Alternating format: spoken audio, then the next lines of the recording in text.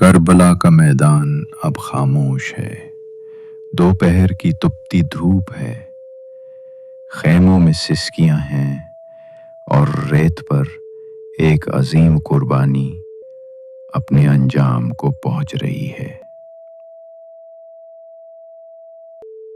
حضرت امام حسین رسول خدا صلی اللہ علیہ وسلم کے نواسے تنہا، زخمی، پیاسے میدان کربلا میں اپنے گھٹنے زمین پر رکھتے ہیں اور آخری سجدہ کرتے ہیں۔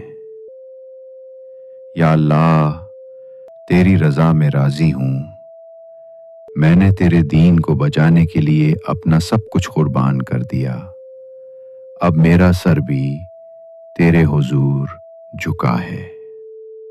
شمر لعین آگے بڑھتا ہے اور ظلم کی انتہا ہو جاتی ہے، زمین و آسمان لرز اٹھتے ہیں، فرشتے آہ و زاری کرتے ہیں اور امام عالی مقام کا سر تن سے جدا کر دیا جاتا ہے۔ اف کربلا، تو گواہ رہنا، آج حق نے سر کٹایا ہے مگر باطل کے آگے جھکایا نہیں۔ خاموشی، سانس کی ایک ہلکی آہ کے ساتھ حضرت امام حسین، آپ نے دین اسلام کو پھر سے زندہ کر دیا۔ سلام ہو آپ کی عظیم قربانی پر۔